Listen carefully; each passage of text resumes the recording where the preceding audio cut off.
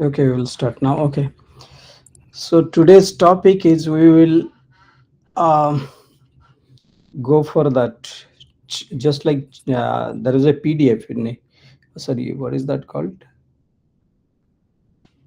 Uh, Chart PDF or something. Yes, that was the name. It chart PDF. So we will do the charting. Basically, the customers are allowed to do the charting, but the constraint here is that the internal documentation of a company or any real-time data that should be accessible. That is the only constraint here. Otherwise, people can use Chat GPT. So to design this one, as usual, when we go for any design problem, generally the person asks just a question. I mean, just a statement. Then there is ambiguity there. We need to ask questions to them to make it clear. And I think already 2 or 3 sessions we went through that one. So specifically, they will ask. We need to ask clarifying questions, and it is showing this example. Sorry, before going there. So in perplexity, so that is a kind of a real time AI system. If you are asking something, maybe Chat GPT might not able to do this, but perplexity, if you ask that, okay, tell me the concerts around San Francisco, it will give you the kind of real time data. The way they are doing it, because they are having some kind of design which will come later, by which they can do the real time thing, whereas Chat GPT and others, they always go through the past. This is the problem statement. And uh, generally, if we are asking, I mean, what kind of questions we ask, if you look in design sessions, people derive that into a couple of things. One, you can ask related to the functionality, and second, you can ask related to the system related questions. Functionality means um, what exactly we are going to do. Okay, we are developing a chart PDF system, and the constraint is that companies wiki pages, all those things, we should able to search from there. Like you have some Slack, people are doing some Slacks inside the company, Slack messages, you should able to access that. I mean, whatever questions we are asking, it should respond from Slack messages, let's say from company wiki pages, some other resources of company. And that is what is one of the questions what we can access. Second thing is that it is asking what kind of modalities basically we are supposed to do, like text, image, it can be video, audio, all those things. And we can ask this question, and generally they should go for a very, either text or text or diagrams, or let's say maximum you can do images. And here the interviewer is saying, okay, let's go with this one. Next question is asking is, do the pages follow a fixed format or a template? So right now, you can have a fixed format, but we might have a chance going for the template. And this is very important question, because when we are doing the scaling, all those things, this will help us. How many pages are total in the company repository? Let's say it's saying 5 million pages. And another question I think related to that is, what is the chance of how much we are going to get in future if there are more pages will come? I think somewhere I was reading that 20% more you can do that. Document references, yeah, so this is one of the important things. Whenever we are sending the response, do we need to include the reference of the document? This is what I get it for. She is saying yes, we need to do that. And again, as we already discussed, if it has to be real time, it's kind of real time with just few seconds. He's saying you can have delay, and the system needs to support multiple language. Yeah, it is saying let's stick to English, but definitely it will support multiple language in future. But now let's design with respect to English. Um, Should the system support user feedback follow-up questions? Not initially, however, design should be flexible. Yeah, oh, this is one. Growth in the documents, it's saying 20%. Safety concerns, this is really important because that is why the design is for, right? Because if you are such an preventing harmful biased, meaning misleading outputs, safety matters. Yes. My question is, why people like take safety at the last? It is just. Everyone's company work in that manner? Even my company, they launched this like a rag-based bot, but nobody thought of security, and we just tested one simple prompt, and we said, okay, we can exploit it some like internal data or something. It's actually the way they are asking. This is not last. Actually, everything is important. But actually, as sorry, go ahead. No, no, sir. Go ahead. Yeah, so I was trying to divide that. I find one is functionality related, another is system related. There are a couple of others I find. 1 minute. Oh yeah, I noted it down. You can ask with respect to scope, functionality, system related. System related is non-functional, where you will do scalability, all those things. And then I think what is that called? Constraints. Yeah, if there is any constraint, because there are two things we based. One is we asked, another is we will assume. Let's say we'll assume, okay, this is the thing. Whatever assumption is there, we should let the interviewer know, okay, I am assuming that I will do with text and image. Do you have any problem, or shall we discuss more on that one? Otherwise it will be a problem in the future. So, and another thing they are saying data and storage, because whenever we are doing scalability, how much, what is the database we will choose, all depends on these kind of questions. Let's say whether you will SQL, no SQL, that also depends on this one. And scaling is definitely, and then monitoring. This is one important thing, monitoring and failures. So because the system you are designing, it should be good enough that people can monitor. Alerts should come. This will show that, okay, hey, you have at least good design experience.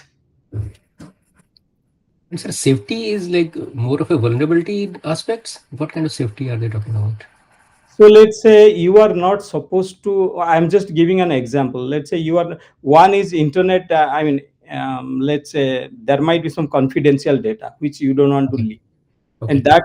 that is one of the thing in internet. There are different kinds of data. I mean, you are not supposed to. I mean, Okay. this is not Which sites exactly. we are, Sorry. yeah, which sites we are referring and what set of sites we should not refer. Yeah, but in inside of company generally it is safety is, you are, let's say, a BP or some other thing. I'm just thinking that, okay, you should not see this data, this is restricted for you, all those things. Okay. Okay.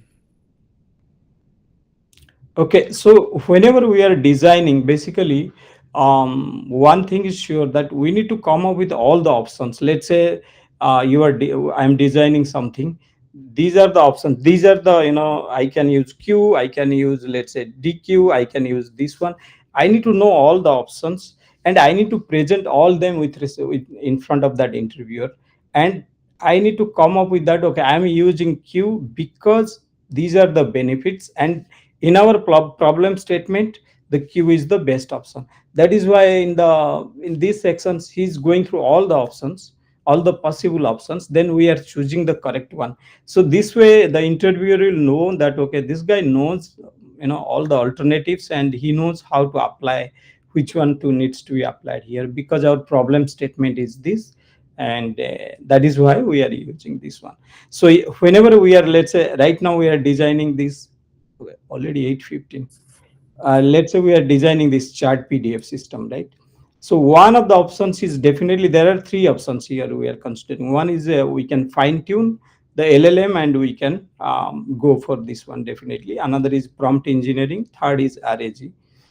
So I think all of us might be expert with this fine tuning now, at least the concept wise, because in case of fine tuning, what exactly we do is we fine tune and give an LLM. So let's consider the pros and cons of this fine tuning. One is definitely, I think if you can do, this is the best way to do it. But the thing is, um, let me see. I wrote the pros. Yeah. So We can read actually. I didn't write for this one.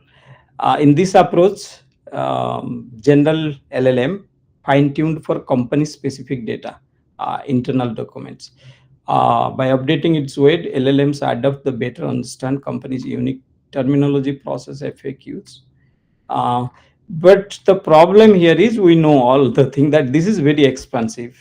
Pros is customizable, enhanced accuracy. Definitely fine tuning is accuracy, but this is definitely a very expensive thing to do. I doubt any company can afford all those things unless you are a big companies like Walmart, or I think they do for their purpose when they are searching, or Amazon or something. So, and second thing is you need to have some yeah, yeah, yeah. So, so sir, if you want to apply that LoRa techniques and QLoRa techniques, so still it is expensive. Sorry, LoRa technique, what did you say? So we can apply LoRa techniques or QLoRa techniques to fine tune the model, right? Yeah, but So, maybe I missed that one. Can you explain that LoRa technique, please, to me? so if you go up, Here, right? yeah. So here it is mentioned, right? So there are some techniques like LoRa and QLoRa, using which we can actually fine tune a model. Yeah, I So, read this, but I didn't dig much. What is that? If you can explain, we can go through a little bit of that. But whatever it is, at least you need some technical experts in your team, right? To do this fine tuning, right? Without that, it's not possible. And you need also, for fine tuning, you need a lot of data. You need, what is that called? The either you need to generate, or you need real time data. All those things you need. Comparatively, if you will look, definitely it will be an expensive operation. Of course, I didn't dig much into what is this LoRa, so but Manoj, can we do a fine tune model on a normal PC or on the Google Colab? Fine-tuning model, yeah, it depends on the size of the model, right? Sure, I'm sure that smaller model you can. So So, because sir, the moment we are going to start this QLoRa and those techniques, right? So those change in weights are becoming very less. Mm-hmm. So I think that is why this technique has been uh, used to, so that small computational devices can also fine tune their specific models. yeah, it says chapter 10 will explore advanced fine tuning. So, so So anyone here has used this QLoRa, and because I need to have uh, I need to work on it sometime later. So if someone has work on it, so I want to discuss few points. The fine tuning का like Cleora तो I don't know what it is मतलब मैंने I have not worked but when it comes to fine tuning right तो depends कि Hmm. जैसे आप अगर OPN AI या Anthropic का API यूज कर रहे हैं right so you can fine tune their model because it's not hosted in your system so size does not matter there uh, ठीक है but just say you want to download DeepSeek and fine tune then your RAM and CPU or GPU capacity start mattering. तो अगर आपका RAM size is larger than their number of parameter size तो आप कर सकते हैं अगर नहीं तो नहीं कर पाएंगे but at the same time अगर आप paid model if you want to take a paid model and willing to pay for it you can fine tune a model very easily मतलब it's not even 1 hour job if you have a good data set. really, Okay, so so so so does it make sense that we can do it on Google Colab? Sir आप sir Google Colab is just a platform right जहाँ पे आप API call कर सकते हैं कुछ कर सकते हैं कोलैब का इससे आप कोलैब में कर सकते हैं आप पाईचार्म में कर सकते हैं आप कहीं भी कर सकते हैं तो वहाँ पे आपको तो TPUs मिल जाएंगे ना, GPUs TPUs वहाँ पे आपको मिल जाएंगे, राइट? ऑन हाँ हाँ नॉर्मल सर वहां पीसी। पे मिल जाएंगे आई एम सेइंग आप वहां पे आपको देखना पड़ेगा कि आपको जीपीयू कितना मतलब कितना कंप्यूट ऑफर हो रहा है और आप कौन सा हम्म मॉडल यूज कर रहे हैं but that I assume that you are saying for a local model ठीक है बट जैसे मैंने बोला कि आप ओपन एआई का मॉडल फाइन ट्यून करना चाह रहे हैं तो वहां पे डजंट मैटर जीपीयू और CPU because that is not happening on your system. Okay, क्योंकि गूगल कोलैब भी जो जीपीयू कंप्यूट ऑफर करता है, I think it's a very limited, it's not like कि आपको बहुत ज्यादा कंप्यूट ऑफर कर रहा है वो। But it's a paid service, na? So it means we can pay and we can use. हाँ हाँ हाँ, अगर आप गूगल कोलैब में पेड सर्विस ले रहे हैं sir, it works, it will work, correct. Okay. Okay. Thank you. Ankur. Okay, I will also go through little bit of this LoRa. What is this? And maybe we will come back to that some other time. Shall we proceed? Yes, sir. Yeah, so as we understand, definitely fine tune is an expensive operation. And another thing also, just like we said, we need to generate data, and also generally, I mean, not generally, this is the thing, they don't, while we are getting the response, we didn't get any, references. That is also another thing. If your requirement is like that, fine tune may not work. And second way is the prompt engineering. We all know a little bit, I mean, about prompt engineering, basically how to ask a question. So we will look into this later. So basically somebody saying, okay, what is the company's reimbursement policy, and prompting, we are giving a correct prompt to that one. And with prompt, we are also providing that, the PDF file or something, and it is giving us the correct response. However, for the for prompt engineering, it's definitely easy to use and also cost effective, flexibility, everything is good. But it's saying, I mean, you cannot rely on prompt engineering, I think, if you are exposing a lot of of your PDFs, and it's not always consistent, and customization accordingly, it is limited, definitely.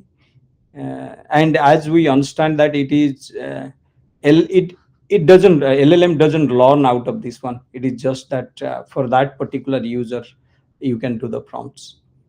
Outputs are confined to the information LLM was initially trained on, making it less effective. So the third option is RAG, which generally is the topic of this discussion. And RAG has advanced method combined capabilities for general purpose LLMs real time retrieval system. So in an existing LLM, if we have a retriever, let's say we are retrieving, I think all of you know, I'm just reiterating those things. If we are having a system by which I can retrieve the information regarding with respect to our specific company or real-time data or something, and giving to LLM, it can generate the response the way, I mean, from that context. So which exactly we are looking for. So the advantage, I mean, here we do the two steps. One is we retrieve, another is a second step is we generate.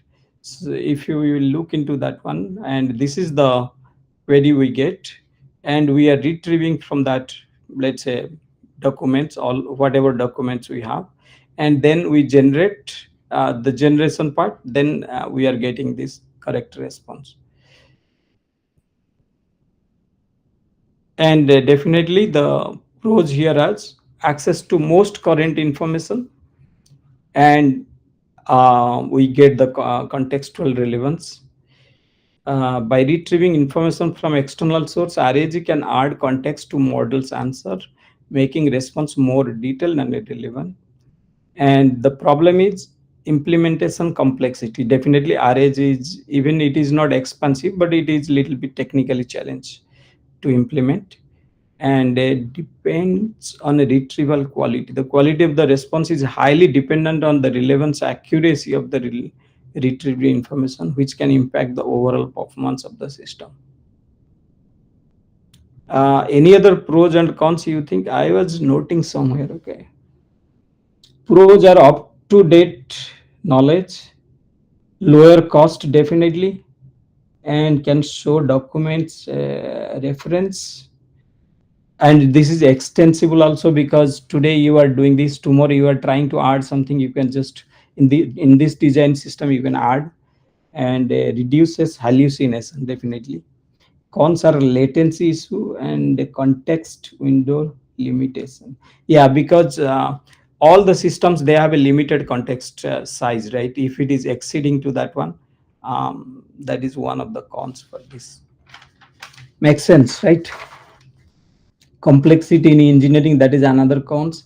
Security risk, if not controlled, might provide sensitive information. We already talked about that one. So here, which we discussed all these three: prompt engineering, fine tuning, and RAG. So fine tuning allows LLM generate more specialized response, but computationally expensive. Definitely, here we are going for the RAG. After going all these three options, we will just tell the interviewer, no, that I am choosing RAG because of these are the benefits of that one, and because of our problem statement. And so for this design, we need to go through three process basically. One is we have all the existing documents, either PDF or whatever websites, wiki page, whatever we have. We have all these documents. We need to parse, we need to chunk, we need to index. Actually, after chunking, we need to do embedding, but that is a special kind of thing for indexing. That's why it is putting parsing, chunking, and indexing. Without embedding, also we can do. Let's say we are using graph database or some other, even SQL kind of database. It will be a little bit not expensive, but performance wise, it might be not that great. But embedding is one of the way and best way to do. That's why I'm just saying embedding and indexing. So let's go with the document parsing.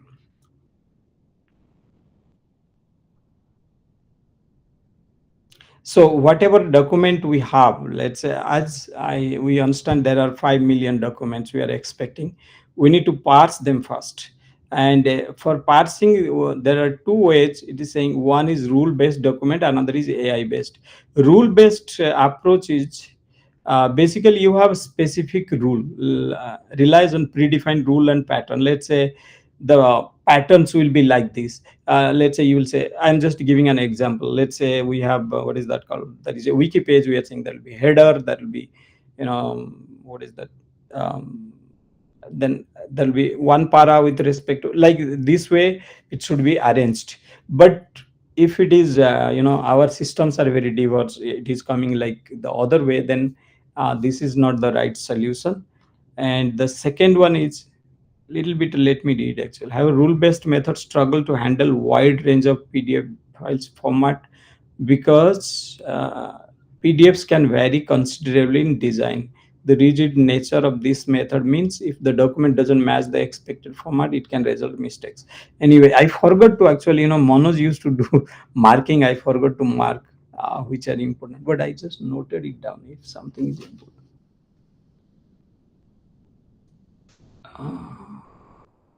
No, nothing important here. So for AI-based methods take little different approach. They use advanced techniques such as object detection, OCR, optical character recognition, to identify, extract various elements with the documents. For example, text, tables, diagrams. These methods can handle wide range of document layouts. So in case of AI-based document parser, first we do the layout detection, then text extraction, then structured output generation, text blocks, non-text blocks.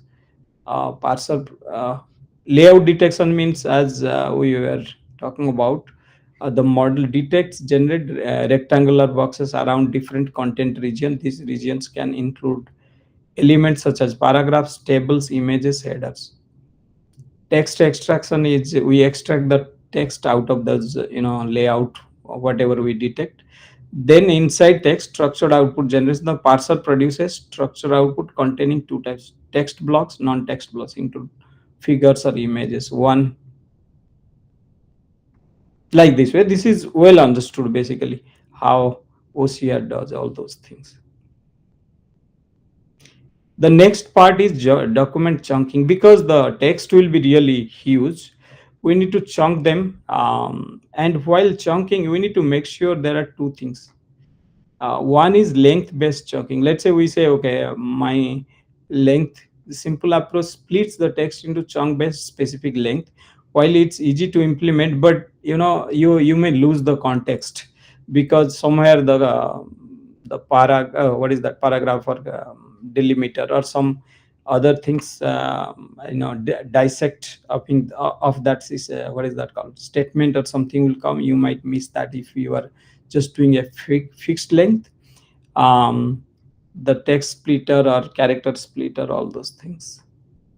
That's why there is a regular, there are 4 or 5, I think. One is length based, another is regular expression. This approach uses regular expression to split the text. It allows better chunking by given logic, although it may still lack deeper semantics. And this HTML markdown code splitter, this one is depending on what is your header, then div or all those things, it chunks the statement accordingly. For example, LangChain has a marked header text splitter, HTML header text splitter, Python code text splitter. So like it is, this is the statement, how it is dissecting. Character splitting is the most basic, then form splitting. One more thing, I don't know if it did say it here or not. If we are using, you can look here, the chunk overlap always we do.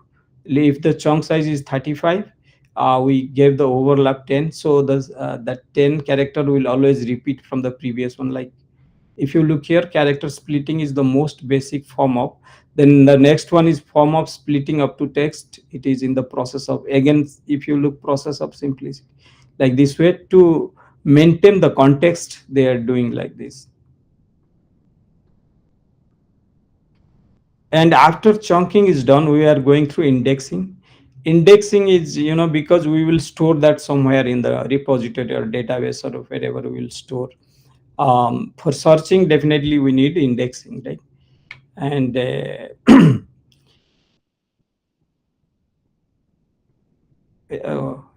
this is where he's coming with that embedding. Okay, let's go through that.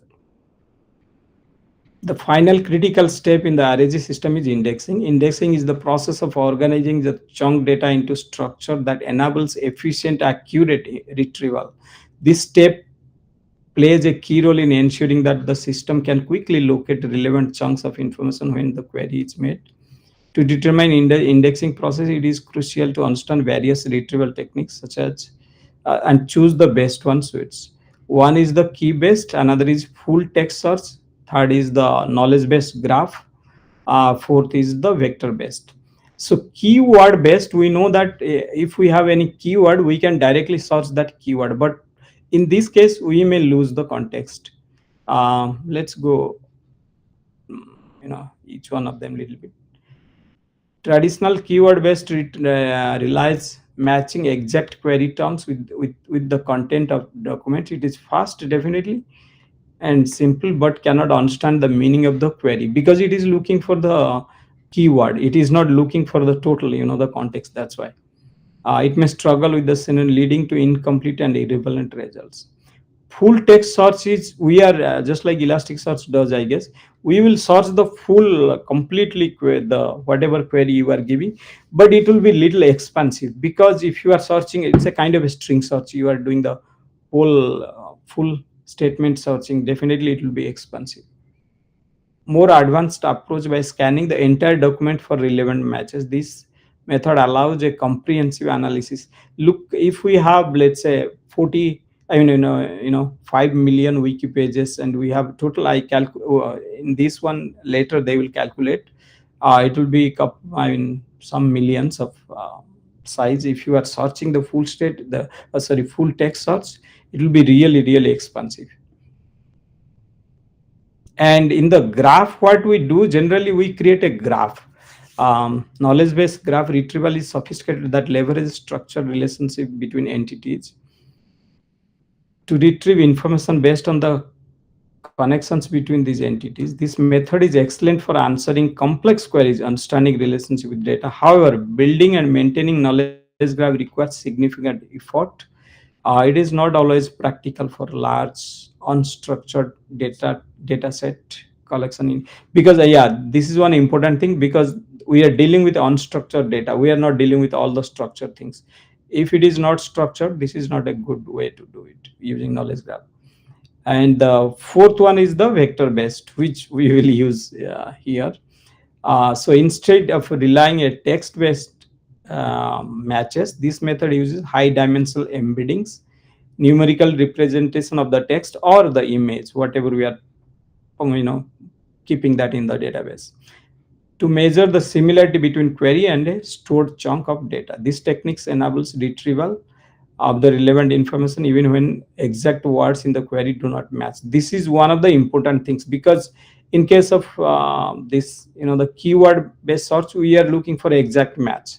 But here we are looking for, okay, either there will be an exact match or very close match. For that one, this vector based embedding is the best. That's why here we will go with that vector based embedding match.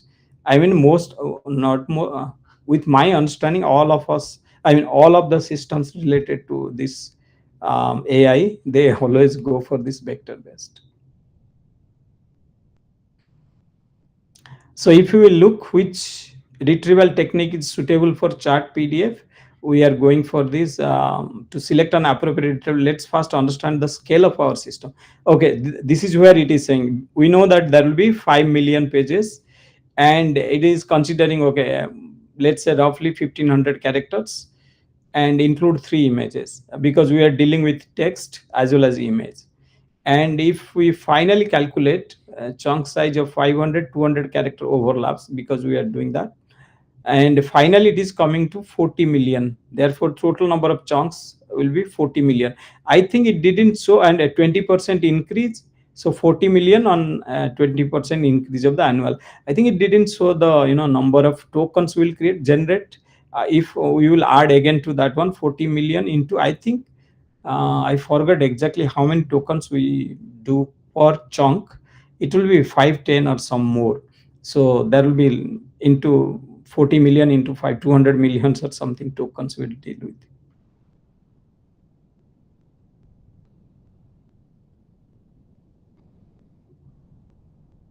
It is now it is showing that why the keyword based or full text search is not good in this scenario to use.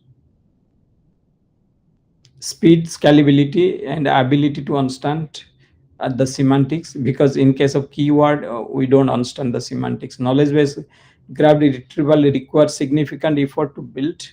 That's why vector based is the best to retrieve here for the RAG. It does semantic understanding, it can scale, and it is efficient. And now we are doing the indexing based on, what is the time now, 8:40. Okay, indexing data for which page I am in. Actually there are 222 pages, 222. I am at 21 more pages we need to go. So in a vector based retrieve system, little bit I'm reading out of this. Each chunk has a data converted into embedding, vector representation, the content of numerical format. When indexing, ML models are employed to compute the embeddings and store them in a vector database. This makes it easy for RAG system to quickly compare them to the queries embedding. So let's say you are, I am storing that something in the database. I don't need to do an exact match here. Let's say I will say, okay, give me 20 or 10 next nearest possible response. So the system will get the 10 nearest, then we need to choose which is more relevant. That is the advantage I already discussed. We'll dive into the architecture of these ML models, examine retrieval process, more details. So in this diagram, it is showing that we have these documents, and then we parse, then we chunk, then while indexing, we are trying to embed, store them, and we have two models, right? One is the text, another is image. So we are storing in two repositories for that one, but things will come here right now. I mean, maybe it will explain later. Sometimes we merge them to put that in a single repository instead of two. We use three-step approach. One is to prepare the PDF approach to prepare PDFs for the RAG. First, we apply document parsing, then chunking, then use chunk split, then finally we use converted embedding.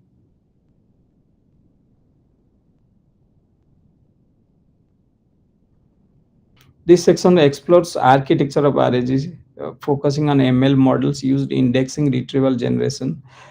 Here we are using two encoders basically. One is the text encoder, another is the image encoder. Image encoder is for image, definitely text encoder is for text, right? One is for indexing, another is for retrieval. For retrieval, we need only text because it will explain now. In this section, we use ML models to convert data chunks text into embeddings. Text encoder is a neural network that converts text into vector. These embeddings capture the semantics meaning of the text, allowing the assessment of similar text. During the indexing process, the text encoder converts each text chunk into embedding. And image encoder does the same thing. It is based on either CNN, which is what is that called? 1 minute. I noted it down. Full text search, knowledge based graph, vector based search. Yeah. Convolutional neural networks, CNN, uses or uses the transformer. Transformer, I think it is the it has the self attention. I think it is mostly used nowadays. Shared embedding space, image captioning. So there is one more advantage here. I just want to note that one. Sometimes what we do is because if you look into some people, what they do is they get the image, then they put the caption, and then they get generate using the text encoding, generate text for that caption, and they put that store that in the repository instead of storing the. So in that case, you don't need this image encoder. You can have the caption of that image, and you do the text encoding, and you store that. And when you retrieve again, you retrieve that caption, and then you match. Okay, oh, this is the thing. So one is the clip model, image encoder, text encoder, and store here. Another is, if you look approach to it, we are getting the image captioning, then with the text encoding of that image captioning, we store that. And this clip model, I think, is this is another model by ChatGPT, OpenAI. They do like this one. This one, I don't know. This is another way of doing basically. Indexing process uses text encoder and image encoder to convert data chunk into embeddings. These models are often pre-trained, meaning they can be directly applied without additional training. For the purpose of this chapter, we use clip model as both text and image encoding. This is just giving this way also possible. I don't know if we will lose because you need to caption all the images, right? That is the disadvantage here. But advantage here is, yeah, you just need one encoding instead of two. Retrieval process involves converting the user's query into, let's say we got the user query, we convert that into embedding, and then we store, we source that in the database, then we get the response back. This is done using the same text encoder employed during the indexing process. Once query embedding is computed, it is compared with the stored embeddings to retrieve the most relevant data chunk. And the generation part, this is the retrieval part. The generation part is responsible for producing final response based on the query and the retrieval context. The task is typically handled by LLM.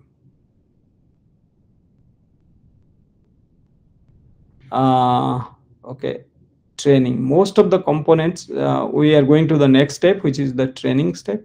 Most of the components in RAG system start with pre-trained model. So fine-tuning the LLM is not typically the first step in optimizing performance.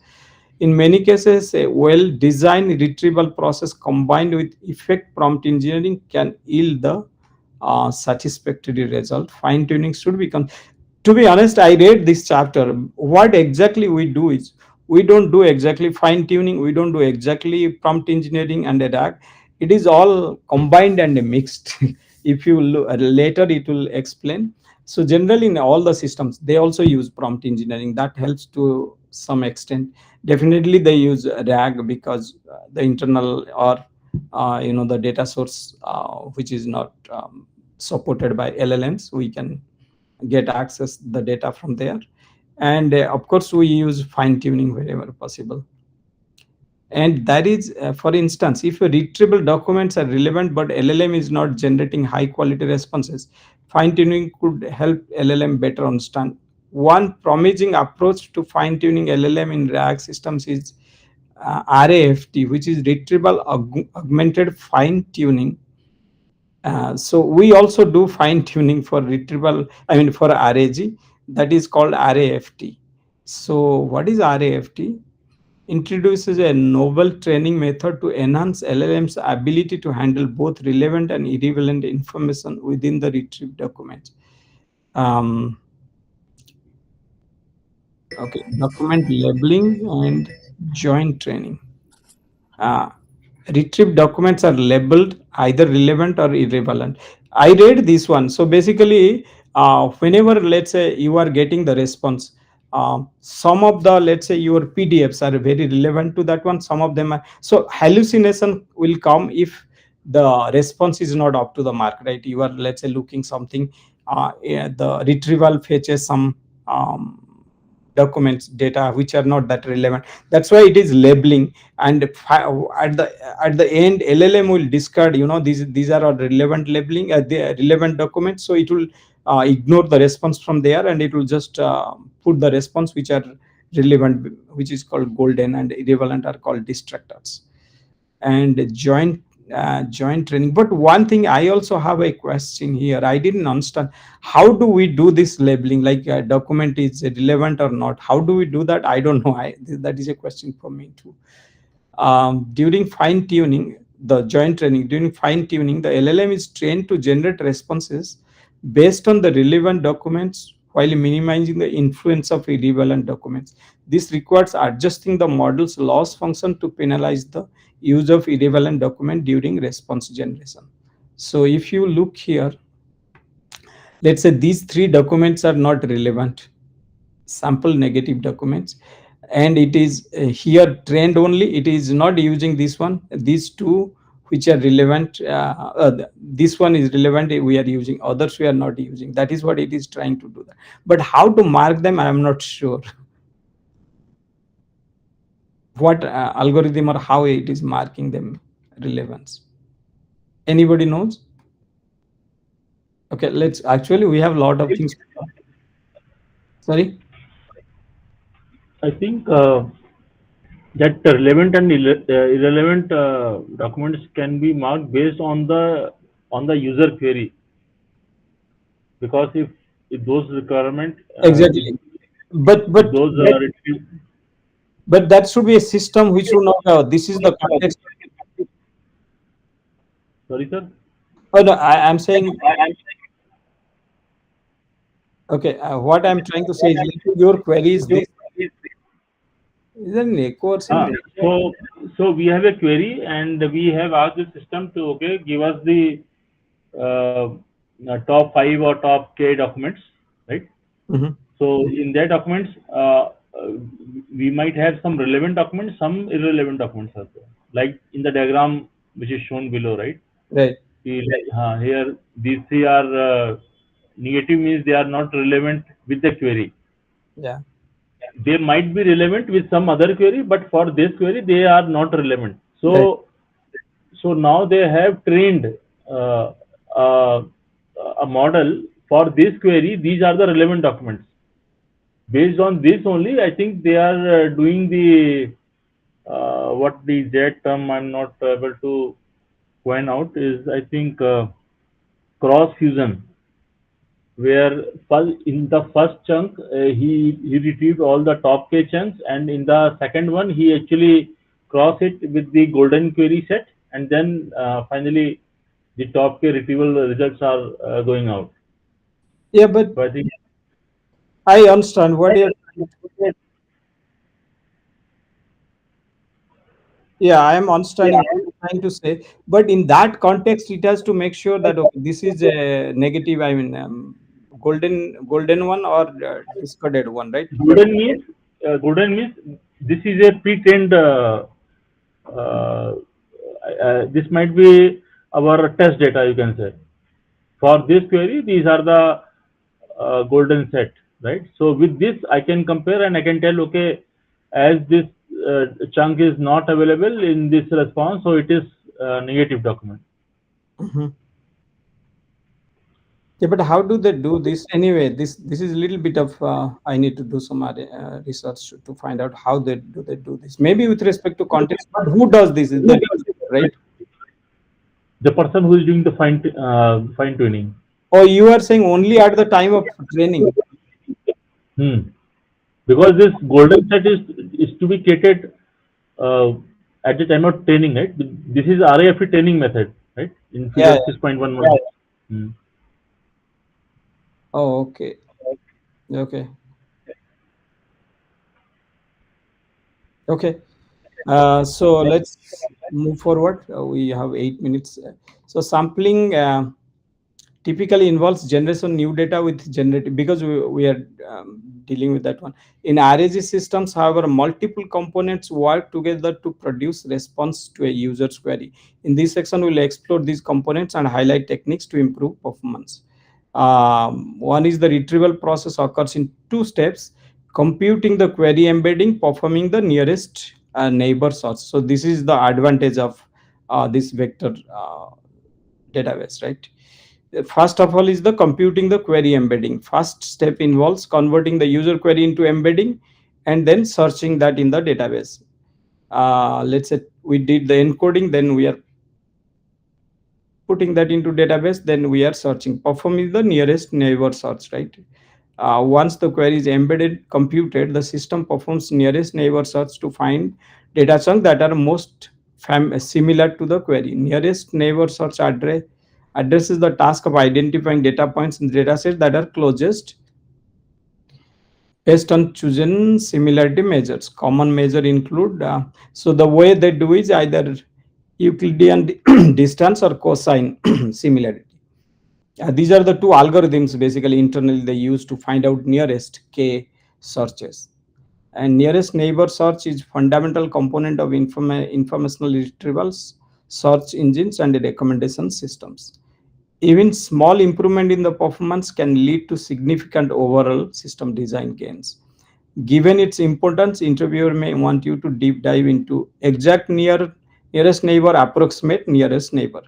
So these are the two algorithms. So if you look into exact nearest neighbor search, this is called also a linear search, is simplest and most accurate. It calculates the distance between the query embeddings every time in the dataset, retrieving k nearest neighbors. While so here is the, we need to search everything, so that's why the order is n into d is the dimension. Let's say your vector is 3-dimensional, 4-dimensional.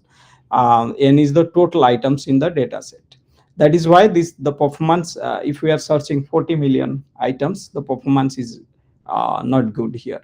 Whereas in the approximate nearest neighbor, it is log. If you look into the time complexity, it is log n, because here it is not complete. It uses kind of a binary tree or tree structure. There are four kind of algorithms here. One is tree, another is hashing kind of thing. Third is the cluster. We create different clusters and we put the data sets, the close, the nearest neighbors into a single cluster like that way. And the fourth one is graph based. And that is why the time complexity comes down to log n. That is why this is being used everywhere. But the thing is, here, just like in nearest neighbor, we get the exact data. Here, it is the approximate, close enough, basically. But in case of chart, you don't need the exact one. You may need close enough. So let's go with these algorithms one by one. Little bit of the tree structure. It's basically kind of a tree. You are storing in form of tree, but here the disadvantage is tree-based algorithm partition data into multiple partitions. Then they leverage the characteristics of the tree to perform a faster search.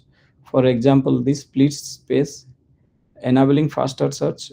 What is the problem with this one? Okay, it will tell us later.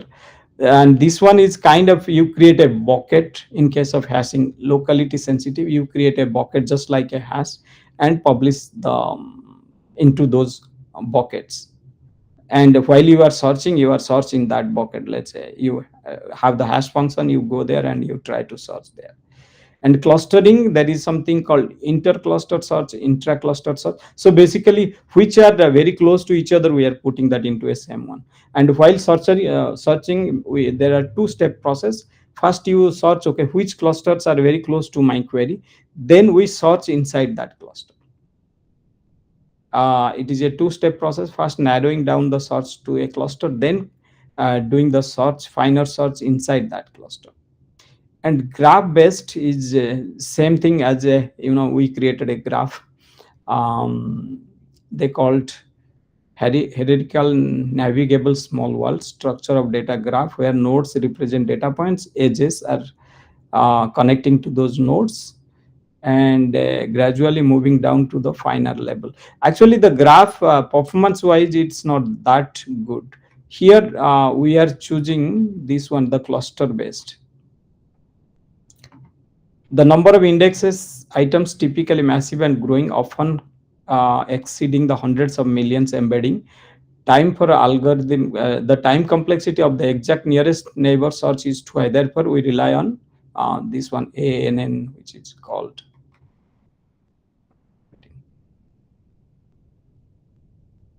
approximate nearest neighbor.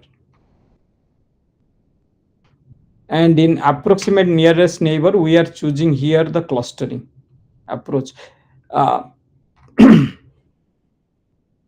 If you look here, first we search the nearest cluster, intra cluster, then we are searching the inter cluster, then intra cluster. And it is showing that, okay, Elasticsearch 10 or something, they are also using the similar kind of ANN. That's why it is showing this one.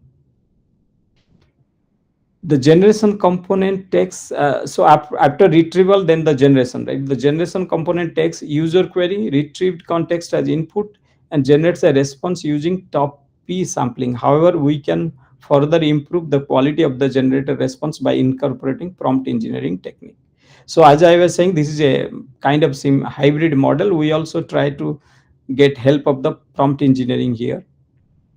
So let's delve into prompt engineering. I think we all know, basically for prompt engineering, it will a simple one, break down complex tasks, use clear instructions. You give instructions to LLM, basically, okay, try to do like this way, exact words like write, summarize, translate, and be specific while we are giving the instruction. Experiment with prompt length. Consider the length of the prompt. Too much unnecessary information can confuse LLM. And these are the techniques we use. Chain of the thoughts, few sorts. In few sorts, I think we give few examples basically, and a role specific prompting, user context prompting. Let's go a little bit one by one. Oh, it's already 9 o'clock. How much I have? 1 minute. I have 10 more pages. Can we take 5 minutes or 10 minutes max and finish this? Hello, everyone. Oh, sir, that's okay. 5 Yeah. minutes. I think we can do. Yeah. So basically, we are almost done with this one. So let's say, okay, I will just go very fast. Chain of thought. We can leave for the self-reading also, sir, I think. Yeah. So I think Deepak or somebody covered already this chain of thoughts. Few sorts we know. Correct, correct. Yeah. User context also given that context. And right now the evaluation step. So basically we are done with that one. So we try to use, let's come back to this one. Yeah, this is always important. If you look, we got it, the clarify requirement, then framing